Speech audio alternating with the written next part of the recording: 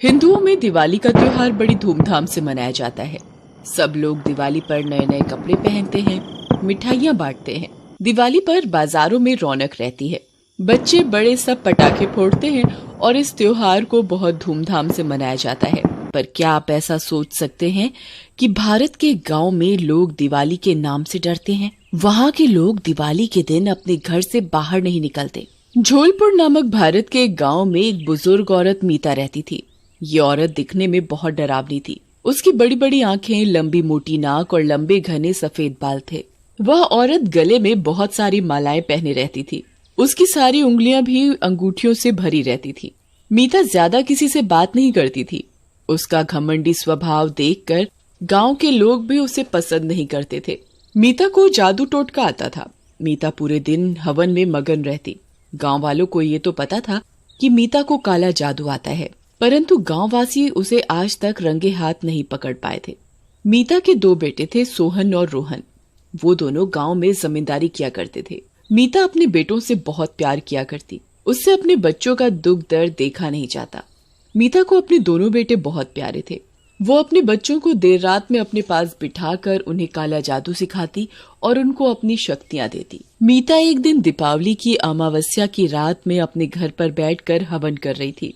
ओम क्लीम claim, ओम क्लीम claim.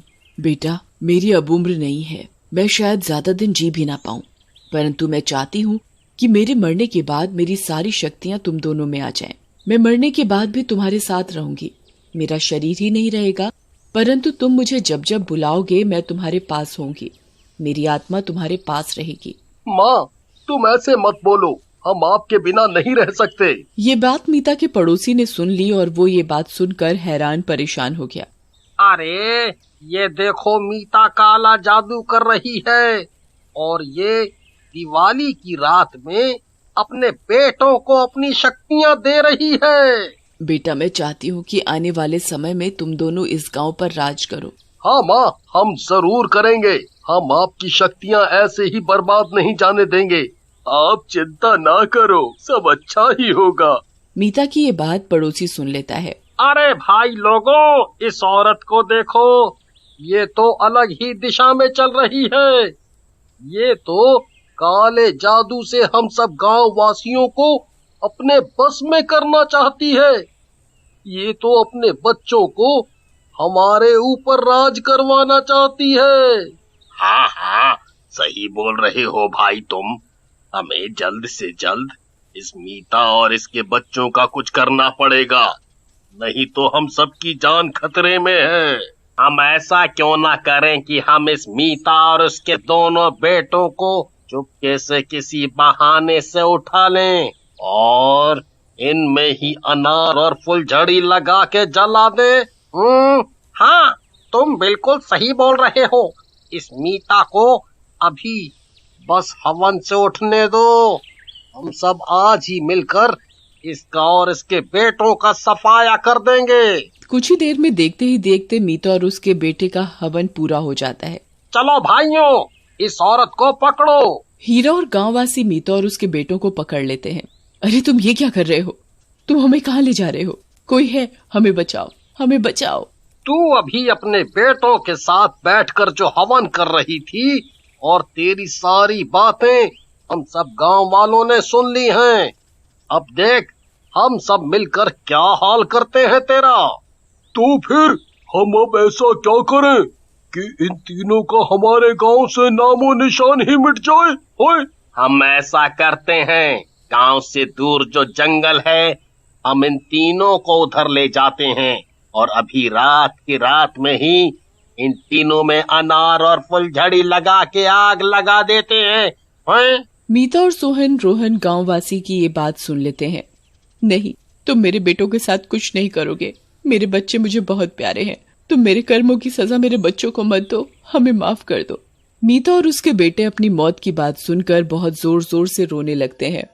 हीरा और गांव वाले देखते ही देखते दीपावली की रात में, जहां पूरा देश खुशी मना रहा होता है और मिठाइयां बांटी जा रही होती हैं, वो सब और उसके बेटे को लेकर अपने गांव से काले जादू का नाश करने जा रहे होते हैं। काफी मेहनत और मशक्कत के बाद हीरा और उसके गांववासी मीता और उसके बेटे को लेकर जंगल पहुंच जाते हैं। चलो भाई लोग, हम अब यहाँ पहुँच ही गए हैं। अब इन्हें हमें जल्द से जल्द ही जलाना होगा। वैसे भी आज दिवाली की रात है। आज के दिन ये काला जादू और टोना टोटका बहुत असर करता है। गांववासी देखते ही देखते मीता और उसके बेटे रोहन और सोहन में अनार और फुलझड़ी से आग लगा देते हैं। कोई बचाओ, हमें कोई बचाओ। मैंने माना कि मैंने गलती की है, पर इसकी सजा तुम मेरे बेटे को दे रहे हो। मैं तुम्हें कभी माफ नहीं करूंगी। देखते ही देखते मीता और उसके बेटे रोहन और सोहन अनार और फुलझड़ी से जलने लगते हैं। अरे भाई लोगों, चलो अब घर चलें। हमने इन्हें इनके पापों की सजा दे दी है। आओ चलो, अब हम सब मिलकर घर चलें और अपना दिवाली का त्योहार और धूमधाम से मनाएं। हाँ बिल्कुल, अच्छा हुआ हमें मीता के बारे में आज पता लग गया और हमने इनका विनाश कर दिया।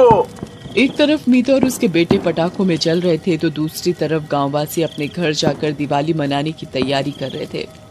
हीरा मीता को जलाकर गांव पहुंच जाता है तो वह मीता, सोहन और रोहन को अपनी आंखों के आगे देखता है। अरे कोई बचाओ, कोई बचाओ! ये मीता को तो हम सभी गांव वासी अभी जला कर आए हैं। ये औरत अपने बेटों के साथ यहाँ कैसे पहुँच गई?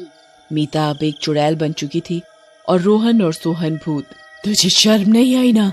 मैंने कितने हाथ पैर जोड़े थे तेरे आगे, पर तूने हमारी एक नहीं सुनी। तूने हम सबको बम में जलाकर मार डाला। देख अब मैं तेरा क्या हाल करती हूँ। नहीं नहीं, मैंने कुछ नहीं किया।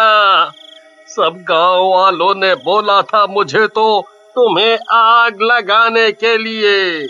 मैंने अकेले ने कुछ नहीं किया। मुझे माफ कर दो, मुझे माफ कर दो। अब देख आज तेरी कैसे दिवाली मनाते हैं हम तीनों मिलके। तभी मीता अपनी शक्तियों से हीरा में आग लगा देती है और हीरा का भी विनाश कर देती है। अब से इस गांव में दिवाली बनने ही नहीं दूंगी। मेरा और मेरे बेटों का साया इस गांव में हमेशा हमेशा के लिए रहेगा। जो भी इस गांव में दिवाली के दिन कुछ अच्छा काम करना चाहेगा, मैं उसे किसी भी हालत में काम नहीं करने दूंगी। यहाँ सबका विनाश होगा। इन्होंने मुझे और मेरे बेटों को जिंदा जलाकर मार डाला। हर एक से बदला लिया जाएगा। मैं किसी को नहीं छोड़ूंगी, सबको मार डालूंगी। तभी से ही झोलापुर में कोई भी चाहकर दिवाली नहीं मनाता। मीता और उसके दोनों बेटे दिवाली की रात गांव में डेरा लगाकर बैठे रहते हैं। उन्हें जो कोई भी दिवाली की रात गांव में अकेला बाहर घूमता हुआ दिखता है, वो उसे भी बम से आग लगाकर भस्म कर देते हैं। अभी तक कोई ऐसी ताकत या बाबा नहीं आया जो कि झोलपुर से मीता और उसके बेटों की आत्मा को निकालकर उनका खात्मा कर सके। झोलपुर के वासियों के लिए दिवाली का दिन भी एक साधारण दिन की तरह ही है।